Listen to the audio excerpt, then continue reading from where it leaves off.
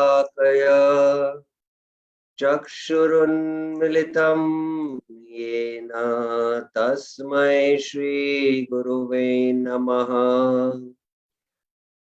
श्रीचैतन्यमनोभीष्टं स्थापितं येन भूतले स्वयं रूप कदा मह्यं ददाति स्वपदान्तिकम्।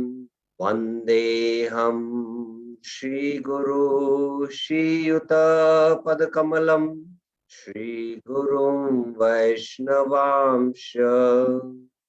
श्रीरूपं साग्रजातं सहगण रघुनाथान्वितं तं सजीवं साद्वैतं सावधूतं परिजनसहितं Krishna चैतन्यदेवं Shri Radha Krishna पदान् सहगण Lalita श्रीविशाखान्वितांश।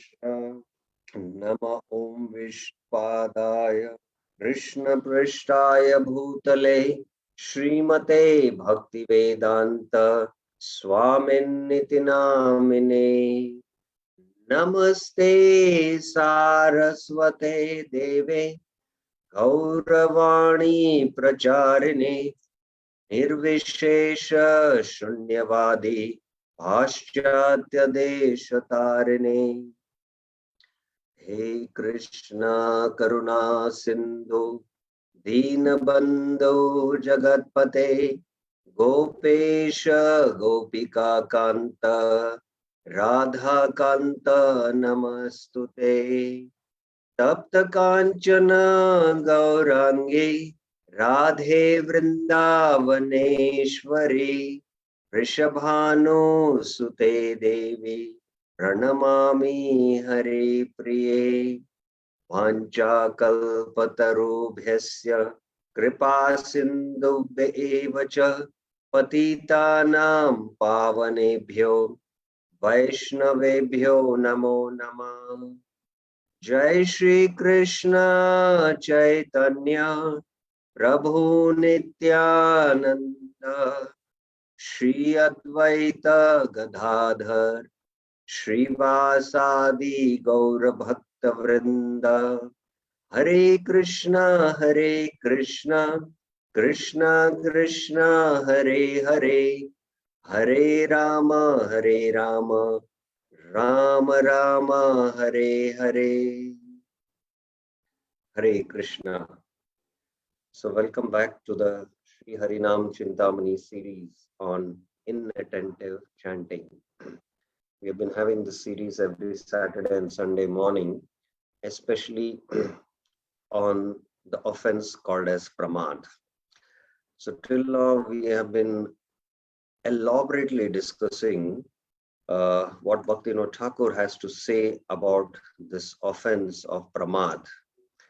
And we saw what pramad, it's inattention, and it has various varieties in it.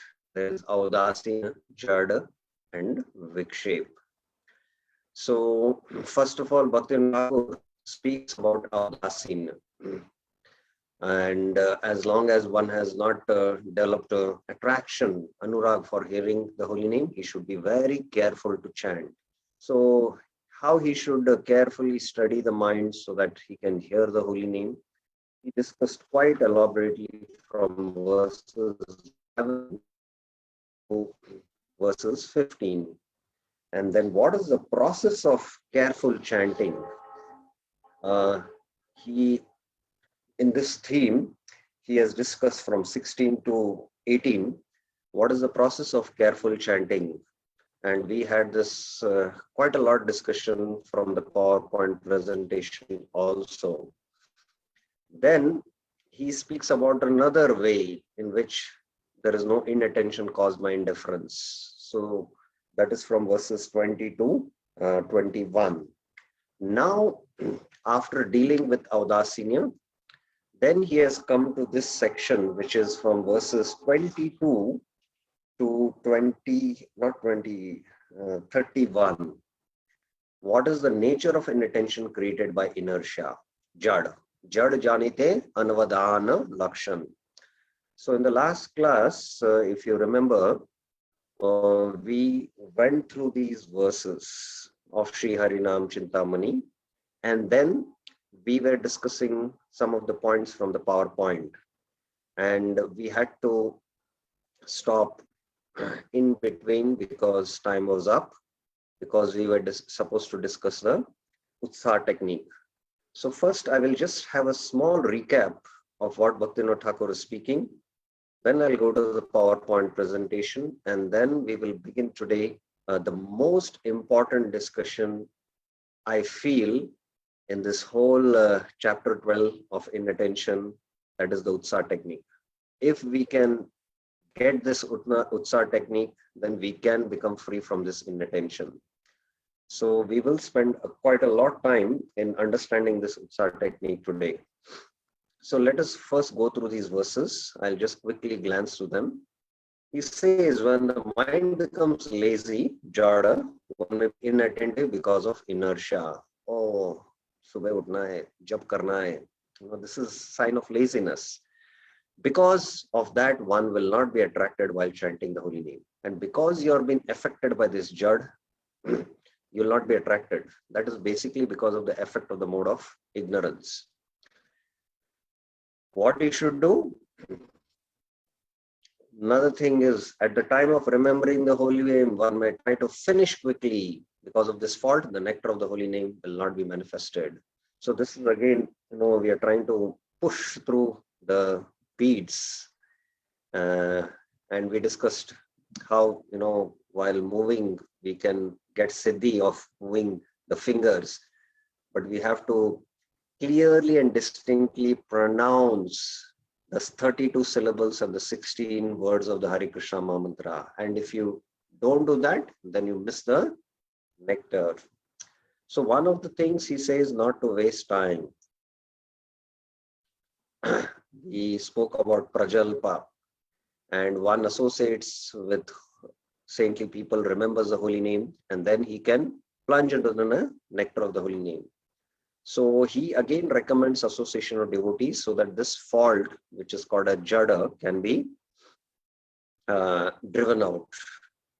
One should seek the saintly association of devotees, follow them, and then he can become free from this fault of inertia or jad in the heart. The saintly devotees do not waste their time. Avyartha kalatva, dharma, sadhura charitra. And I told that one of the lakshan or the symptoms of bhava bhakti is that they don't even waste a moment. So we should observe their actions, and the follower will certainly become attracted to the holy name. And the heart will become like theirs. They will also become saintly. They will remember and chant the holy name, and then they will again become bhagyavan.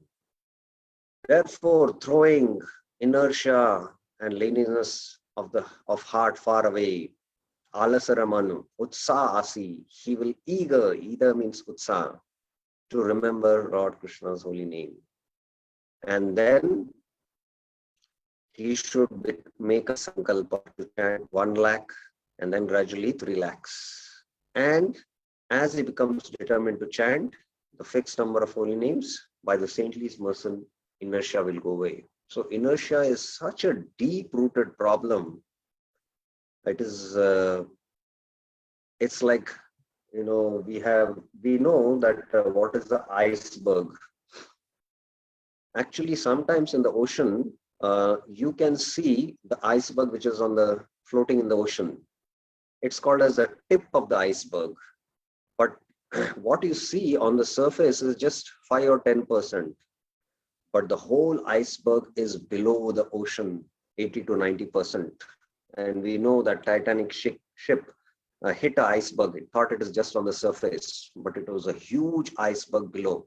So at this conscious level, we feel that, this problem of laziness is not so a big problem. But deep within our heart, this avidya is there. And going deep means we'll have to increase our rounds. So that is the only solution, he says. So today, we will be discussing the Utsa technique, by which at least let us first think about chanting 16 good rounds, attentive rounds. So this is what we will be discussing today. So I began the discussion on the slides on this section, the nature of intention created by inertia. Bhaktivinoda Thakur speaks both about the negative and the positive, but he elaborates on the positive. That is his greatness. And the wisest suggestion is to always suggest the positive. Now, for a lazy person, chanting 4 rounds or 16 rounds is too difficult, and he wants to sleep because of the bad training and because of Jad. Now, what he should do? He should take the path of the wise, the advanced devotees who are cautious about this offense of Jad and never waste time in useless talk within or without the mind. So, Prajalpa is such an anartha, which I discussed in the last class, because that is why Rupa Goswami says, Shadbir Bhaktir Vinashyati, it can destroy your devotion. So then, here we mentioned how Bhakti Siddhanta Saraswati Thakur and Jiva Goswami mentioned that japa should be coupled with Smaran for real japa. And let's take this example and see how the acharyas have mentioned different ways of chanting. There is loud, quiet, and silent. Prabhupada recommended loud chanting, but Haridas Thakur, he used to chant 64 rounds loud, 64 rounds quietly, and 64 rounds silently. Then why Haridas Thakur, who is our Namacharya, is doing something else, and why Srila Prabhupada is saying something else to us? So we'll have to go deeper into it. So Prabhupada mentions for beginners, chanting is a first thing. You have to catch the attention. The mind has to catch the attention of the name and hear the name. That's why loud chanting is mentioned. So that is why Prabhupada is recommending loud chanting. But as we hear the name, then the purification happens. But for deeper purification, we need to chant more. And this is what Sri Harinam Chintamani is also speaking. First 16 rounds, loud chanting with some time and effort. Then we will be able to chant more number of rounds as Bhaktivinoda Thakur is recommending. So here now, we know that chanting takes around 2 hours, 15 minutes or 2.5 hours, depending on how loudly you're chanting. So 64 will take 8 hours will be 64 rounds, and 192 rounds means it is practically 24 hours. So is it that Haridas Thakur or Bhakti Siddhanta Saraswati Thakur were 24 hours chanting? No. Because that ruchi, taste, they were able to chant their rounds deeply internally from the heart, and they were able to do their rounds much quicker, like 4 or 5 minutes. But if sadhakas try to chant fastly, that will not help them initially. It will not help them. Only when one has attained the stage of ruchi, that is after Nishta is ruchi and then asakti, then one has taste. There is nam ras, and one is actually driven by the name. The holy name takes him on a ride. Now our mind takes us on a ride towards Maya, and we are distracted and we are not able to focus. But in the stage of ruchi, the holy name takes us towards Krishna. And I was explaining how Anarth Nimriti is like driving a bicycle over the mountain. It requires a lot of efforts in our chanting also. But Nishta is like reaching the plateau. You're quite relaxed. But Ruchi and Asakti is like going below the mountain now on the bicycle. You need not put any efforts to pedal. It's natural flow. So similarly, the chanting also happens like that. So now, having understood these points from the PowerPoint, we will now today begin the Utsa technique. Now, before I discuss the Utsa technique, two more slides I've added for today's discussion, and hear this carefully and then answer. Daily, when you pick up your bead bag to chant, which one below is most appropriate for you? I hate to chant my rounds. I have to chant my rounds. I get, sorry, actually it is not this one first.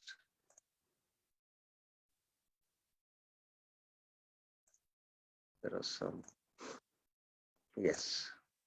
Now, this is the first slide. There are some interchange. Select one person in your life who you are attached to and whom you love. When you are with your beloved, which one below is most appropriate for you? I hate to be with my beloved. I have to be with my beloved. I get to be with my beloved. I want to be with my beloved. I love to be with my beloved. So we know in our heart, when we are with our beloved, which of these choices you have. Everyone will select either D or E. Preferably, yes. Many have said it is E. Yes, E. So now when it comes to chanting, daily when you pick up your bead bag to chant, which one is most appropriate for you? I hate to chant my rounds. I have to chant my rounds. I get to chant my rounds. I want to chant my rounds. I love to chant my rounds. Now you can sincerely admit and tell which one each of you would select in this. Okay. Krishna Prad, I want to chant is quite a positive affirmation. It is called as affirmation in English, positive affirmations. I have to chant my rounds. So that is the emotion here. I have to, I have to chant my rounds. So moment, any statement you make, the statements also carry some or certain level of emotions. And if you have that fine sensitivity based on the emotions, you can judge the statements, whether they are negative statements, neutral statements, positive statements, or spiritual statements. So, yes, many have very sincerely mentioned. Some say, I want to chant. Sometimes they say, I get to chant. So many are in the category of B, C, and D, and nobody is on the category of E. So that's very nice to know that we don't say, I love to chant. So firstly, let us analyze these 5 different options. I hate to chant is an emotion which is mostly very negative. And you can see somebody who is, battling with his chanting, he's left and right going and sometimes taking nap in between because he doesn't want to do it. I have to chant is also a little negative statement, but still better. Oh, I have to chant 16 rounds. My goodness. So the enthusiasm or love is not there for a chant. And I get to chant is more like a neutral statement between the negative and the positive. Oh, I get an opportunity in the association to chant. I want to chant is like a desire, which is towards love for Krishna. I want to chant. But I love to chant is actually the sign of pure enthusiasm and pure love. Enthusiasm. This is what is Utsa technique, which we are going to discuss today. So wherever we are here, we have to come at least to D or E. If we can come to D, then definitely we can come to E. So now let us see the Utsa technique. Because people have not learned a technique that helps them to speed up their rounds and increases attention, such as the Utsa technique for improved focusing, their task becomes very difficult. So this is the discussion which we were having in the previous PowerPoints, that why very advanced devotees, they chant more number of rounds, but they take less time. Whereas we chant only minimum 16 rounds, but still we take more time because we are chanting loudly and because of the anarthas and because of the pramad in the form of jad or audasinya or wasting our time. So the Utsa technique is for improved focus. And by following this Utsa technique, we can get taste, and with taste, automatically our rounds, we don't feel any difficulty in chanting 8 rounds or 16 rounds. Anyone whom had been very busy throughout the day, and it is late in the evening now, and he has to chant his 16 rounds. Many might have experienced this. What is the particular emotion in your heart? If you analyze, if you are very enthusiastic, 16 rounds, I'll just do it. That means it's a very positive emotion because you want to chant. Oh, now it is 6 o'clock in the evening and up till 8:39 I have to chant.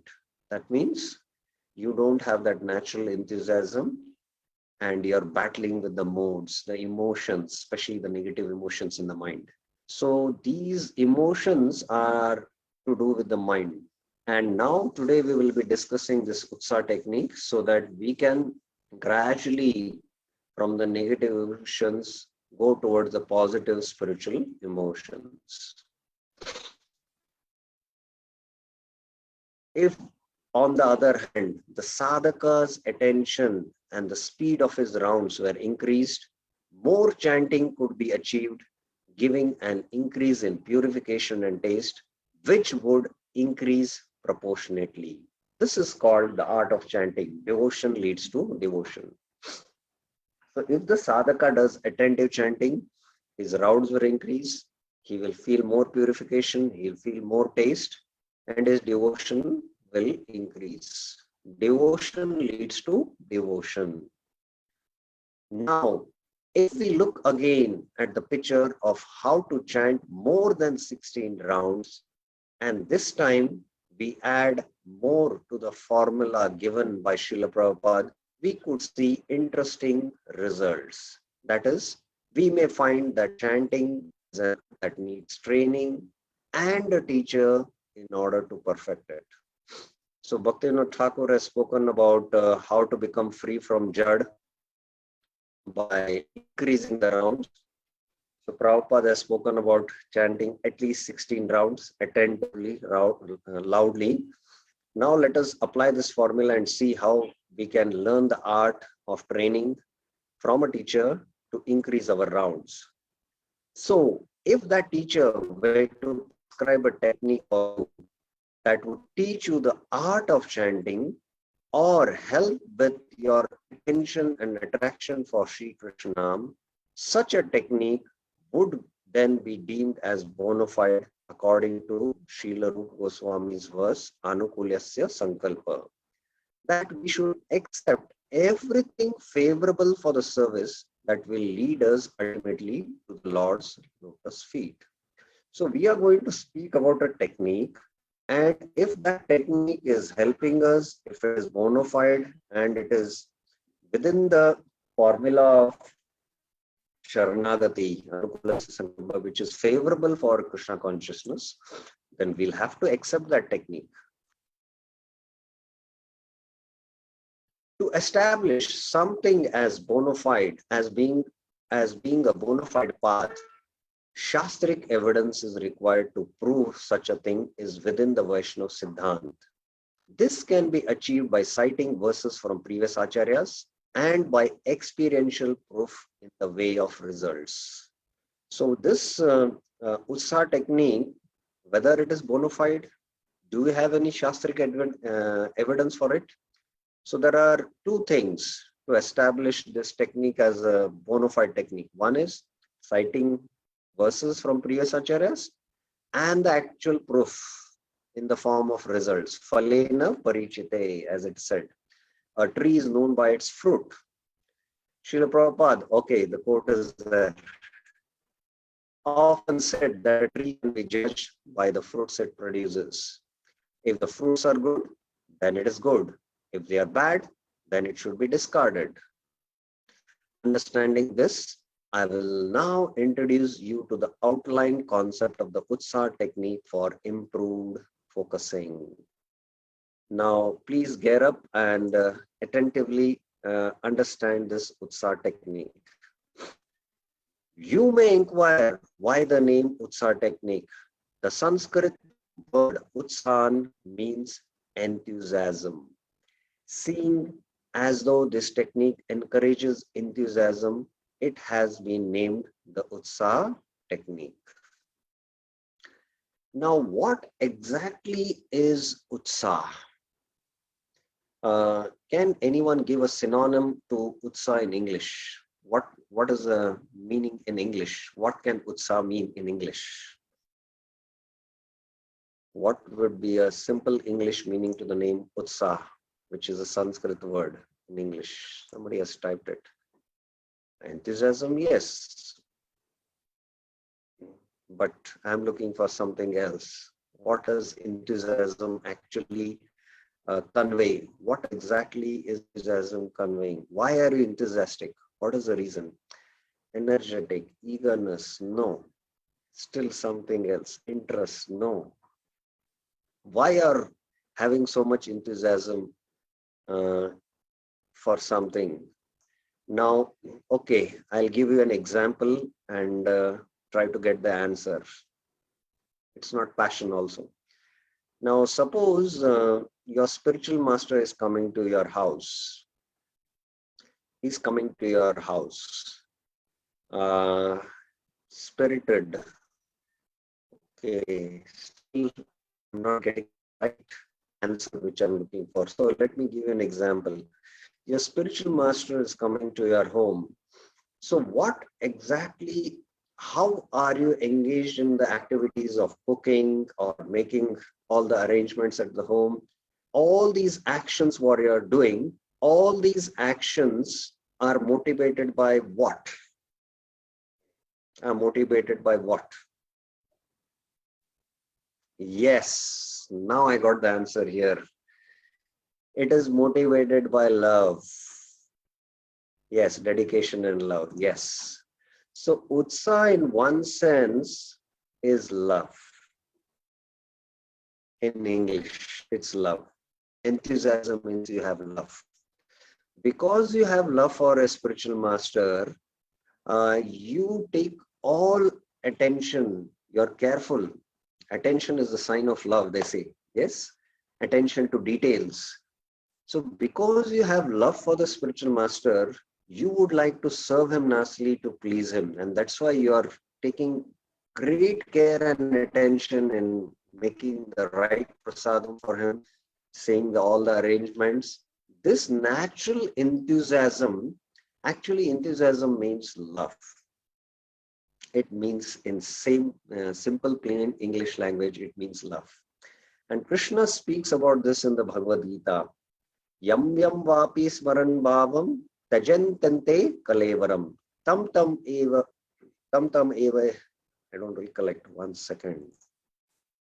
Yam yam vapi smaran bhavam tajantante kalevaram tam tam eveti kaunteya sada tad bhava bhavita. Sada tad bhava bhavita. So sada tad bhava bhavita means our bhavanas or our emotions, whatever are the state of emotions we are experiencing or whatever emotions we are feeling, that state you will attain, Krishna is saying in the Bhagavad Gita. I'm just showing you this verse because it's very important for us to understand this important principle. Yam yam vabi smaran bhavam त्यजन्त्यन्ते kalevaram tam tam eveti kaunteya sada tad bhava bhavita. So smaran bhavam. Smaran means to remember nature. Tajantante kalevaram. Smaran means to remember. Now, whom do we remember always? How remembrance is natural? What is the impetus to always remember someone? What is the impetus? Yes, again, this is also a very simple answer. What is the impetus to remember someone? Anyone? Yes, it is again love. If you love someone, then the remembrance is natural and spontaneous. Now, because our love for Krishna is not fully developed, that's why our remembrance is not there. And for sadhakas, to remember Krishna, we'll have to study the philosophy. It's not something sentimental. Prabhupada has mentioned devotional service is not a not a matter of sentimentalism or imaginative ecstasy. Its substance is practical activity. That's what Prabhupada says in Nectar of Instruction when he speaks about Utsaha. So it is natural and spontaneous. When you love someone, you can always remember him. So smaran, bhavam. Bhav again is nature. Nature means our emotions. Tajantante kalevaram. At the time of living. Tam tam eveti konte. You'll attain that similar state. Sada tad bhava bhavita.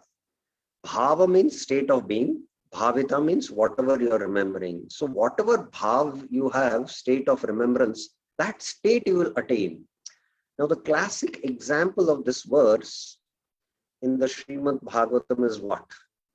Which is the verse, which is the classic quotation you can give from the Srimad Bhagavatam, where you can substantiate this verse.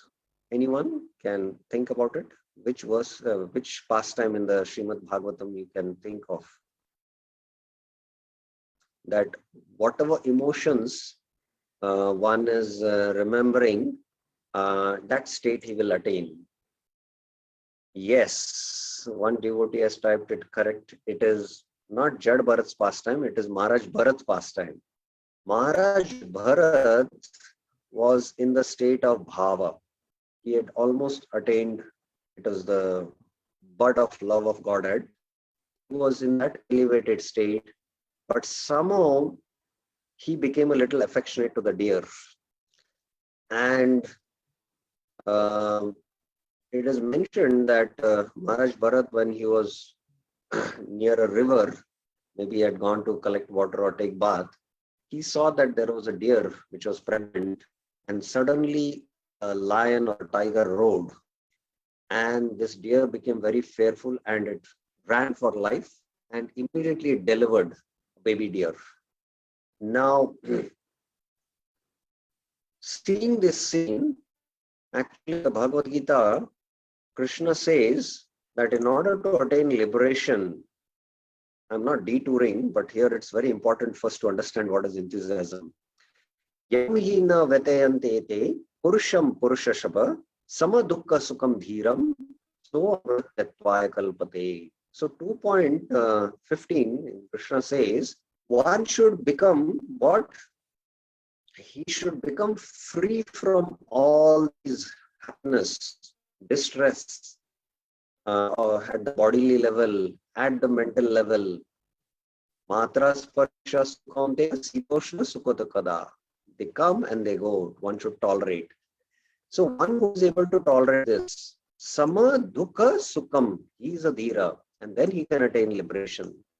So when Maharaj Bharat saw this scene, that the baby deer is now delivered and it is now floating in the river, he lost his samatvam.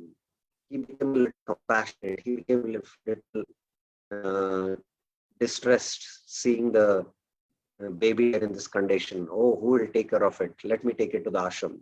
So when he took it to the ashram, and slowly what happened? His attachment to the baby deer increased. And one day, always when he was also doing his spiritual activities, he was keeping an eye on the deer because he had developed affection for it. And one day the baby deer went missing, and Maharaj Bharat was trying to focus on the spiritual activity of remembering Krishna. But what happened? He was thinking, oh, what happened to the deer? Maybe some animal has attacked it. And then he went emotional, thinking about the deer, and he went out to search for the deer. And in that state, he somehow slipped, fell, and because he was in that emotions, that state he attained. So in one sense, bhavas, emotions, are actually the state, in one sense, which we live in. Now, our emotions now are material because they spring from the bodily concept of life. But on the transcendental platform, the emotions spring from the soul. So that is why this Utsaha technique has to do with our emotions or enthusiasm or love. So that is why I just discussed what exactly this is. Utsaha is actually what? Utsaha is enthusiasm. In plain English language, it is love. So one very senior devotee in one of the classes in Mayapur was mentioning about this word Sadathat Bhava Bhavita. And he narrated a story which is many times I've narrated, but it is very interesting. A true story where one of the ships was captured by pirates. Pirates are actually gang robbers who attack ships and steal the ship. You know, they are ship robbers, you can say, pirates. So this was an American ship, and these pirates attacked and took control over the whole ship and ruthlessly started killing everyone, all the crew members in the ship there. At last, they caught hold of the captain and they put a gun on his head and they took the video shoot, and they shot bullets on his head. And this captain was in fear, and the last words when before he was shot, he cried out, "Rose, Rose, Rose." And then many bullets were shot in his head and he lay dead. And this whole clip of the video was sent to America, and it became very viral. And everyone was aghast. But everyone wanted to know, why did this captain say Rose? Who's this Rose? And later on, they came to know that Rose was the name of the wife of the captain. And people thought in America, oh, what a great captain this personality was. At the time of death, at the time before he was shot, he remembered his wife's name. So all people in America, many, not all, went to the graveyard of this captain and offered roses to the graveyard. Such a great personality that at the time of leaving his body, he remembered his wife's name, Rose. Now, why did the captain remember the name of his wife while leaving his body? What is the reason? Anyone? Why did he remember his wife's name? What is the reason? Anyone would like to answer?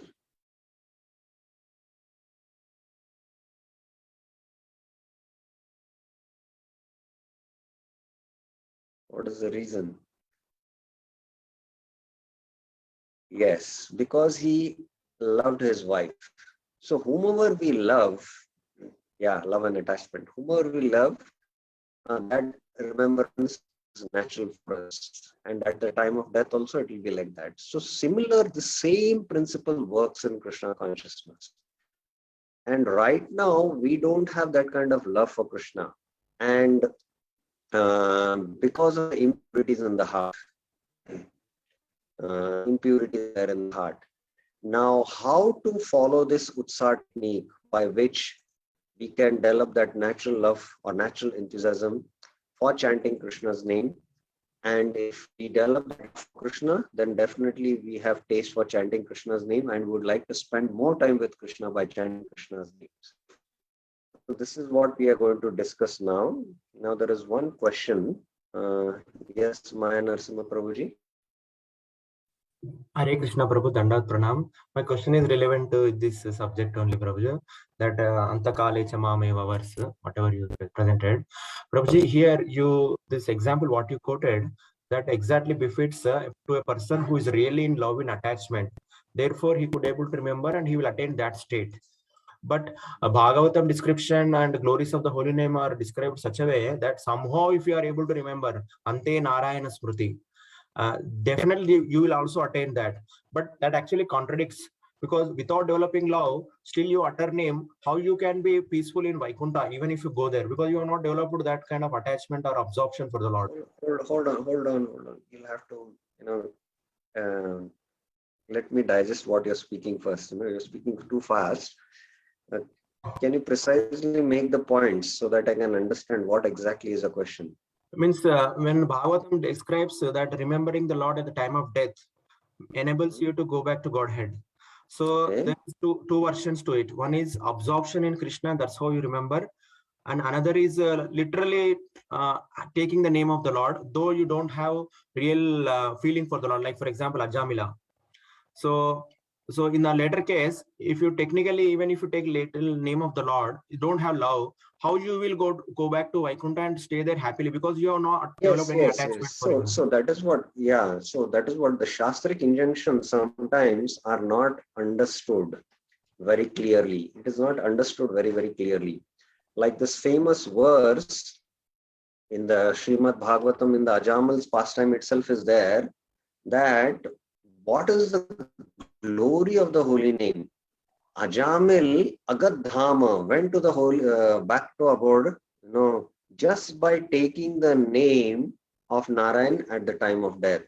But the last line of that verse, Kim Shraddhaya Utan, then what to speak of those who with faith take the holy name? So here is the important point. If you don't understand these verses based on Siddhanta, you will come to such conclusions that only one who has love, he has developed that love, he will go back to Godhead. But if somebody has not developed that attachment, but he's just taking the name, then he cannot go back to Godhead, because still, he is attached to this world. That is why we'll have to understand what exactly the Shastra is saying. The Shastra is saying that what is the potency of the holy name? What is the potency of the holy name? That Ajamil did not attain love of Godhead by taking the holy name at the time when he saw the Yamadutas, because he called out that name, that was Sanket. It was a Shraddha Namabas. It was not even Shraddha Namabas. And what was the effect? That all his sins were destroyed. All his sins were destroyed. He got purified. But he attained Sambandha Gyan. When the Vishnu Dutas and Yamdutas conversed, he understood the glories. It is later on that he got some more chance to live on this planet Earth, few more years, where he attained Prema for the Lord, and only after attaining Prema, he went back to Godhead. So this verse was misinterpreted, especially by the Jat Gosais, the caste Goswamis in the 17th and the 18th century, who were coming in the Nityanand Vamsha and the Advaita Vamsha. They were not interested in the philosophy, and they became sentimental because Gaur Nitai were very famous in Bengal and Orissa. They had recently incarnated, and they thought that we are in the Nityanand Vamsha, we are in the Advaita Vamsha. So just because we are born in Goswami families, they were not Goswamis in the true sense. So they were interested in money to maintain their families, maintain the deities, and they were not teaching the Siddhanta. During that time in Orissa and Bengal, it is said that every local villager knew the Hare Krishna Mahamantra. Everyone was in their beads chanting. And these Jat Gosais thought that we have the monopoly to give Hare Krishna Mahamantra to anyone. So we have the right to initiate people. So this common people is to come to these Goswamis who are, having the temples and deities, and they used to ask, can we eat fish and also chant Hare Krishna? And they used to quote this verse from the Ajamil's pastime. Ajamil was such a sinful person, but at the time of death, he took the name of Narayan and went back to Godhead. So you can do whatever you want, activities, but just keep on taking the name. So in Bengal and Orissa, you used to find in left hand one person carrying fish to the home, and in the right hand bead bag chanting Hare Krishna Mahamantra. So that is why Bhaktivinoda Thakur wrote Harinam Chintamani to explain that not all names will lead back to Godhead. There is Namaprad, there is Namabhas, and there is Shuddhanam. Only one who takes Shuddhanam can attain love of Godhead and go back to Godhead. And among the 9 stages of bhakti also, as long as one doesn't attain prema, one who is not 100% pure at heart, he cannot attain the spiritual world. Till then, he'll have to practice his bhajan and perfect his bhajan. So there is no doubt about it. The Shastras are very clear. The Acharyas are very clear about it. So we should not be in a misconception about it, that without attaining the stage of prema, I can go back to Godhead. Or without crossing the Anarth Nivritti, I will attain Ruchi. No, it is not possible. I hope it is clear, Maya Narasimha Prabhuji. Yes, Prabhuji, absolutely, Prabhuji. Thank you. There are no shortcuts. Yes. Okay, any other questions regarding, till now we have not started the Utsa technique.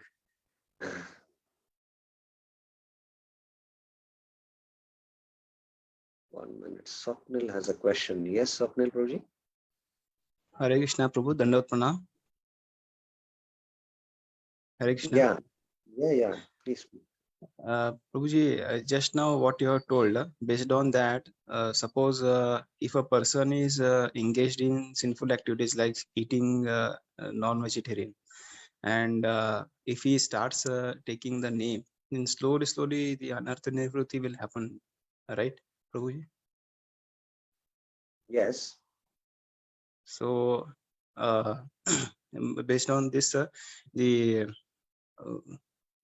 can we conclude like those Jat Gosais, they were telling like, just so that slowly the Anartha Nivritti will happen when the person starts taking the name, his propensity of committing the sin will vanish like this? No, see, you are getting it wrong. It's not that somebody who is taking up to devotional life, he is addicted to sinful life. So motivating such a person to take up a spiritual life slowly that he can give up his sinful life, that is a different thing. But on the other hand, if you have taken up to devotional life, as you start practicing devotional life, but on the strength of the holy name, you still start committing offenses, then it amounts to Vaishnav Aprad, which is called as the 7th offense. Namno Balati Yasya Papa Buddhi. Based on the strength of the holy name, you commit offenses. You know it is not right. At a certain stage in your spiritual life, you know that if you have this mentality that I will commit sin and I'll keep on taking the holy name and I'll become purified. No, instead of becoming purified, you'll become more contaminated. So this is Siddhanta, this is Sambandha Gyan knowledge, that is which is given in the Namaprada discussion which we had when we discussed this offense, Namno Balade Se Papa Buddhi. So we have to have that knowledge, and that knowledge the Jat Gosais were not giving to those who were already taken up to chanting. So these are two different things. Okay. Satyavrata Chaitanya Prabhuji. Yes. Prabhu, Hare Krishna, Dana Prabhu. Prabhu, this Jat Gosais and also this Sahajiyas are both are same, Prabhu, or different? No, they're different. The Jat Gosais are basically caste Goswamis who were born in the families of Nityanand Vamsha and Advait Vamsha. The Sahajiyas are those who take up to devotional life and they consider the philosophy of Gita and Bhagavatam, we are above all that. We will be just absorbed in Ras Leela pastimes. We have attained relationship with Krishna. They imagine that we are very elevated and they are addicted to bad habits, but they are taking the holy name. So these are Sahajiyas who take devotional service Sahajiya. Sahaj, that's why they are called as Sahajiyas. So they are two different categories. So during Bhaktivinoda Thakur's time, there were such 13 Apasamparadayas, deviant groups, who had completely distorted the pure teachings of Mahaprabhu.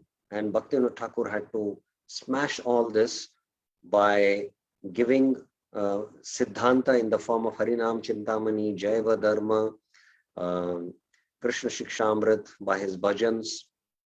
So devotional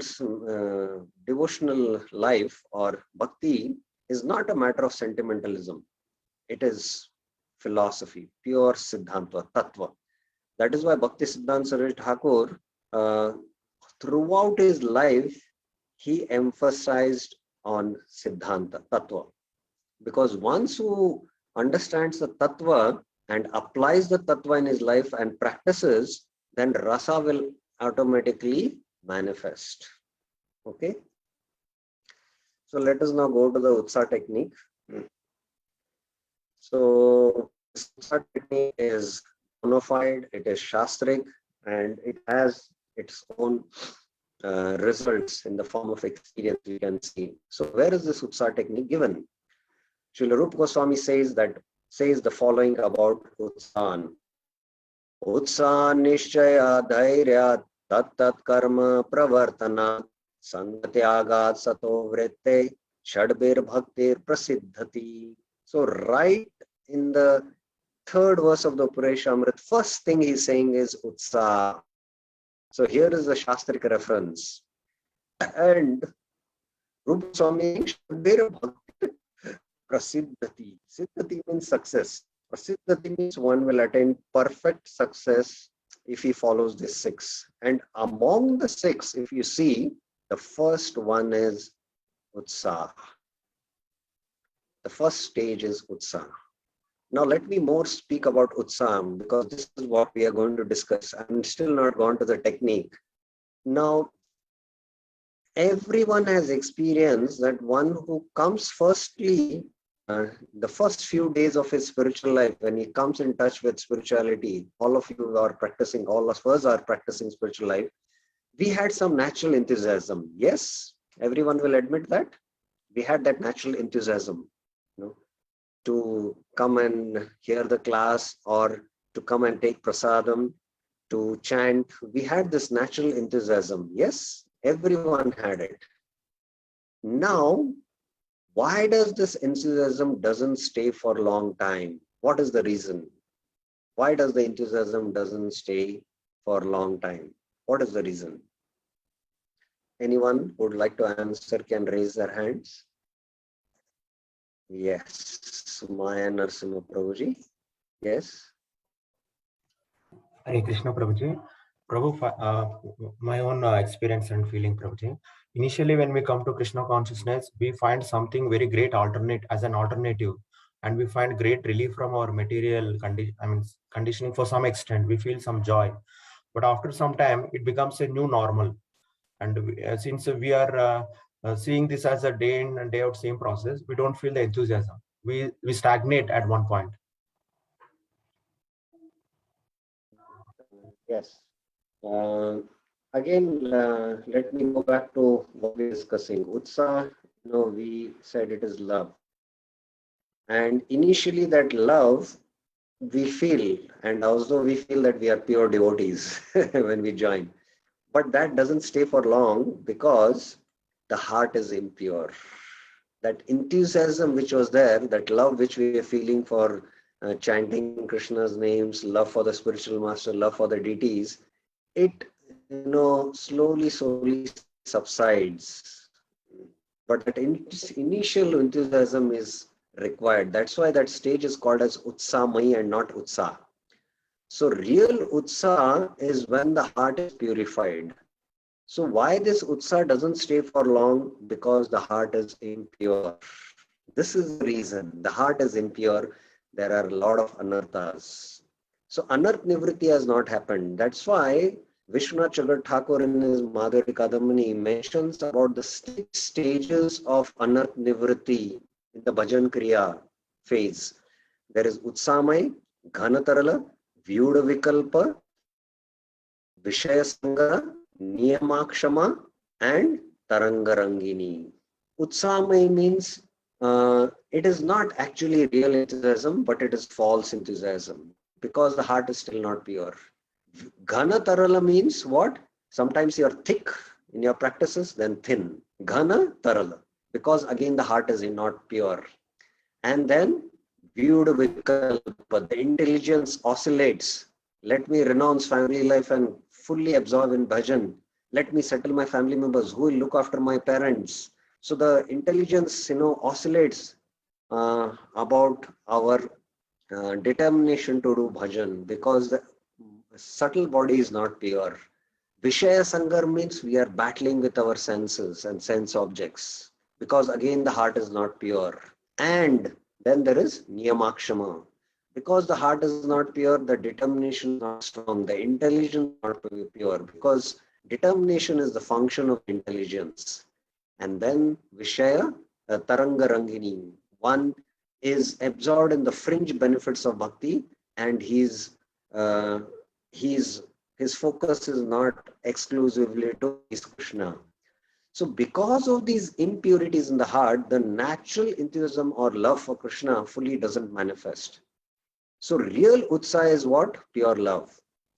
And Bhaktivinoda Thakur in his other works mentions that if one who starts up with spiritual life and goes through the stages of Shraddha, Ruchi, Asakti, Prem, he says. He doesn't include the stages of Sadhu Sangha, Bhajan Kriya, Anarth Nivritti. He says Shraddha, Nishta, Ruchi, Asakti, Bhava and Prem.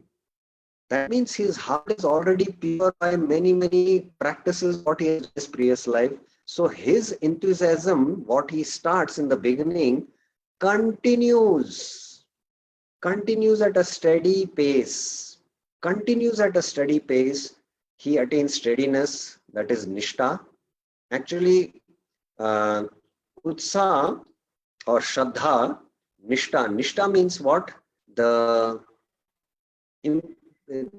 heart is almost pure. Heart is quite pure. Nashta prayeshu abhadreshu nityam bhagavata sevaya. So he directly jumps from the Shraddha stage to directly Nishta, Ruchi, Asakti, Bhav, Prem.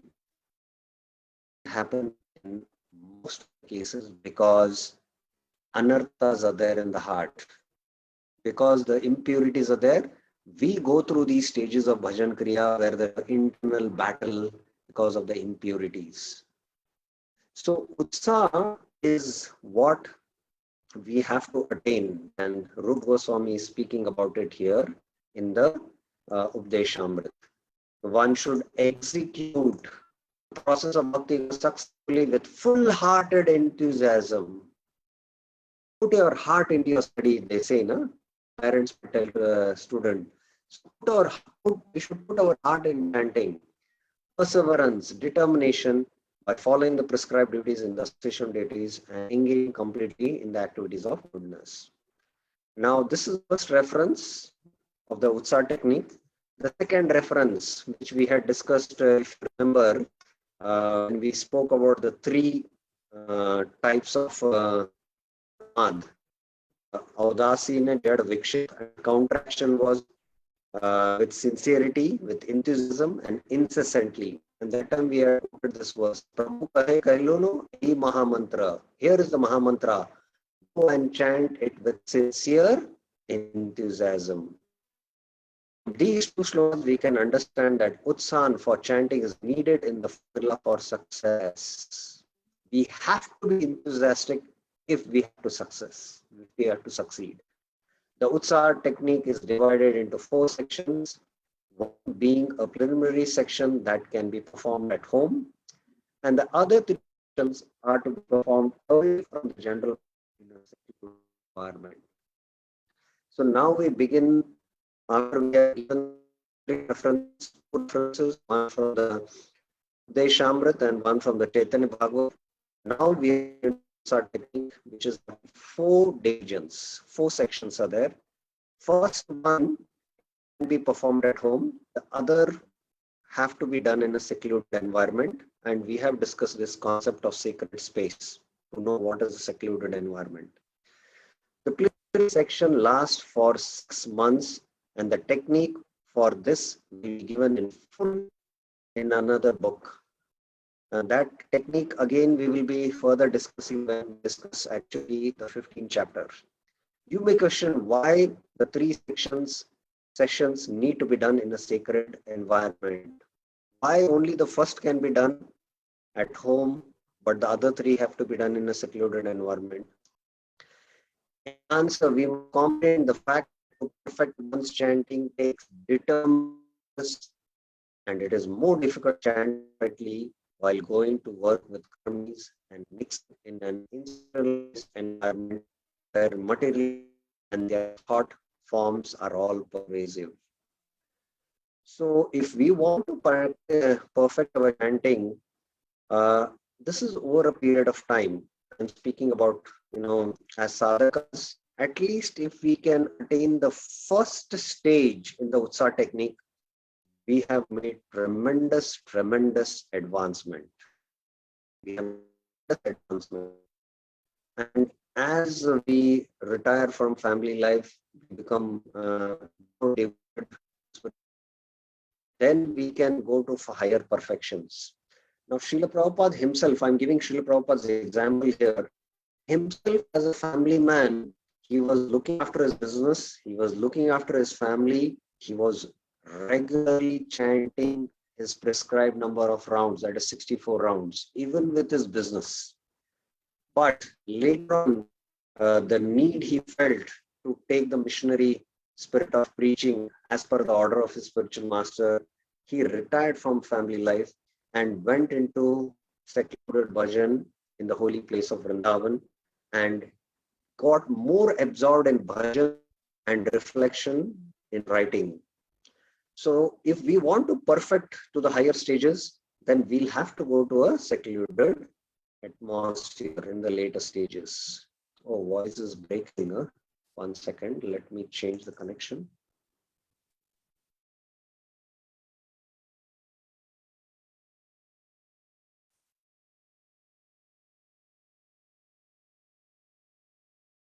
Okay, hopefully.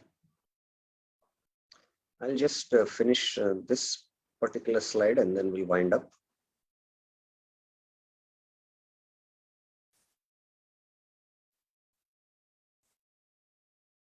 Yes.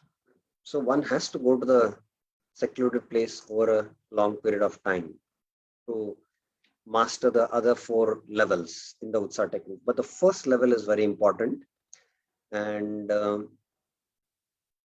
we will not now further discuss these slides because the first technique will begin from here. So we will stop here now. So I'll just recap what we discussed today.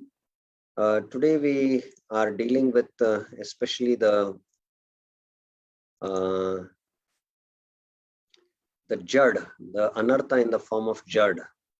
And Bhaktivinoda Thakur has spoken about it from text 22 to 31. And how one is lazy, one is inattentive, and one is not attracted. And he's trying to finish his rounds because of the mode of passion. He's not able to relish nectar. He's engaged in prajalpa. So he has to observe the saintly devotees and remembering the holy name, chant the holy names. And one has to seek the association of saints who are free from this fault, whose hearts are stolen by Krishna.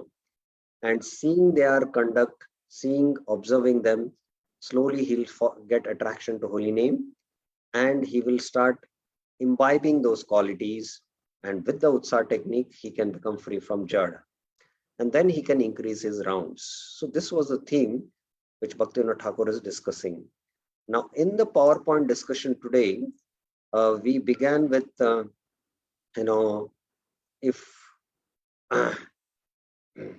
if we are with our beloved, which of the statements we would choose. But when it comes to with our bead bag, which of the statements we choose. So many admitted that we are not in the D or the E stage. So how these different statements reflect the different emotions, which is what I discussed.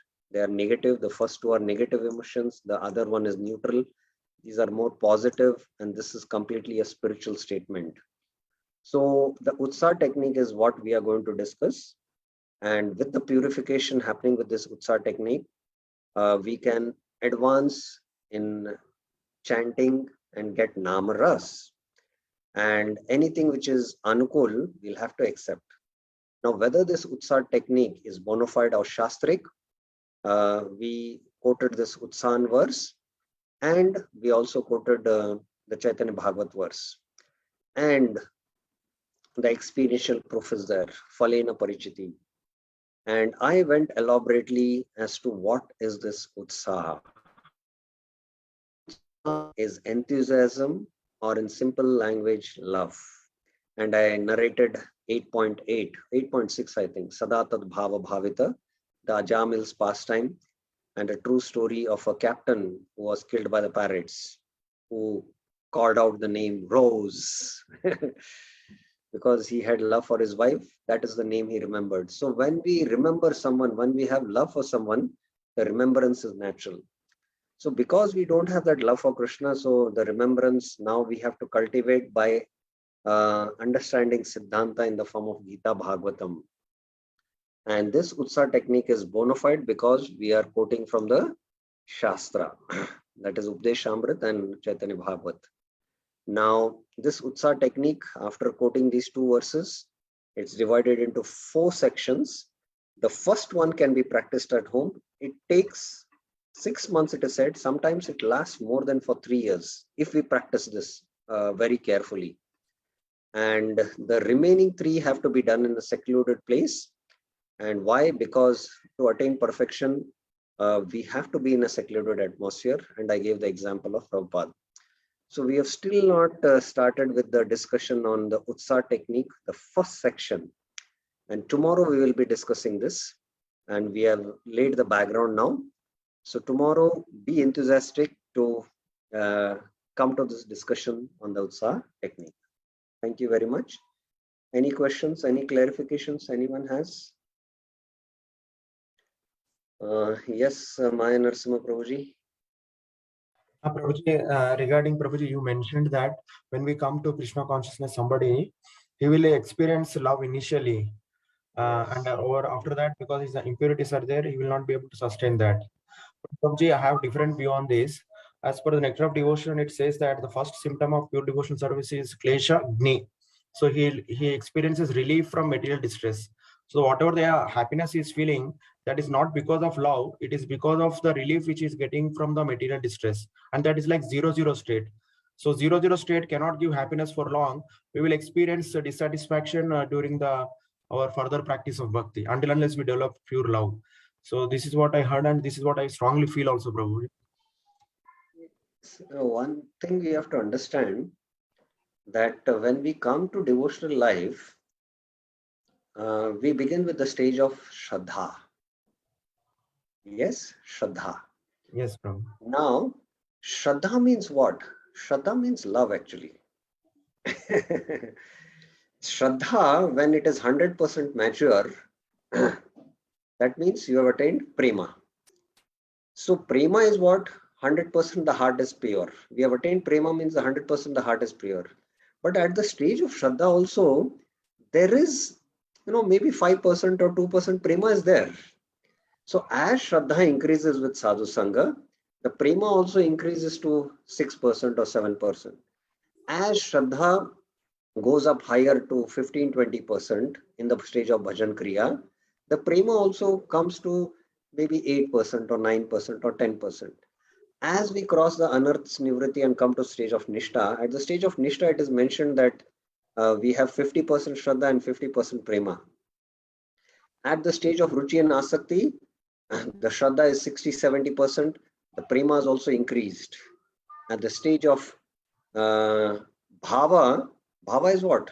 Bhava is love of Godhead. So we have 90% shraddha, means we have also 90% prema.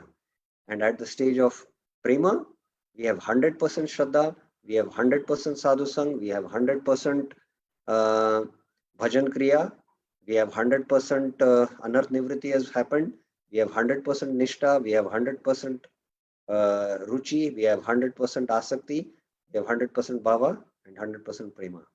So we have to see